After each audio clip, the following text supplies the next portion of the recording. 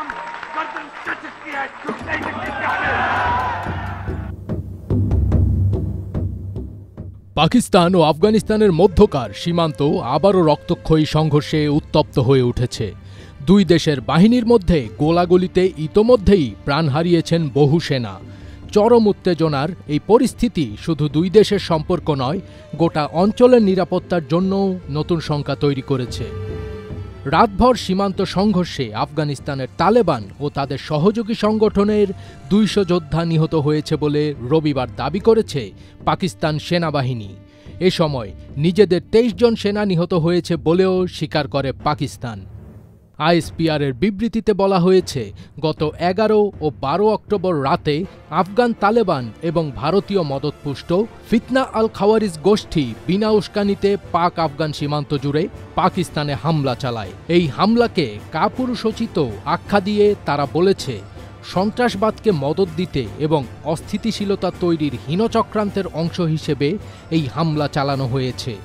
বিবৃতিতে আরও বলা হয়, আত্মরক্ষার অধিকার প্রয়োগ করে পাকিস্তানের সতর্ক সশস্ত্র বাহিনী সীমান্ত জুড়ে চালানো এই আক্রমণ প্রতিহত করেছে এবং তালেবান বাহিনী ও তাদের সহযোগীদের ভারী ক্ষয়ক্ষতি ঘটিয়েছে। এদিকে আফগানিস্তানের সীমান্তবর্তী এলাকায় শনিবার গভীর রাতে পাকিস্তানি সেনাদের ওপর হামলাকে উস্কানি আখ্যা দিয়ে এর নিন্দা জানিয়েছেন পাকিস্তানের প্রধানমন্ত্রী শেহবাজ শরীফ। কোনো ধরনের হামলার কঠোর জবাব দেওয়ার হুঁশিয়ারিও দিয়েছেন তিনি।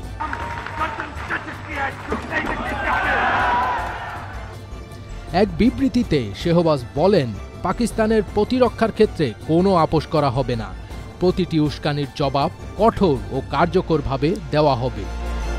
অন্যদিকে আফগানিস্তানের তালেবান প্রশাসনের মুখপাত্র জবিহুল্লাহ মুজাহিদ রবিবার দাবি করেছেন, রাতে তাদের বাহিনীর প্রতিশোধমূলক হামলায় অন্তত ৫৮ জন পাক সেনা নিহত হয়েছেন। আফগান রাজধানী কাবুল ও দক্ষিণ পূর্বাঞ্চলীয় পাকতিয়া প্রদেশে বিস্ফোরণের খবরের দুদিন পর এ হামলা চালানো হয়। গত বৃহস্পতিবার রাতের ওই বিস্ফোরণের জন্য শুক্রবার পাকিস্তানকে দায়ী করে বিবৃতি দেয় আফগান পররাষ্ট্র মন্ত্রণালয়। তালেবান সরকারের বক্তব্যের জবাবে পাকিস্তান বলছে, আফগানিস্তান এখন সন্ত্রাসীদের জন্য নিরাপদ একটি আবাস। ইসলামাবাদের দাবি, আফগান ভূখণ্ডে আশ্রয় নিয়ে টিটিপি সদস্যরা পাকিস্তানে একের পর এক হামলা চালাচ্ছে।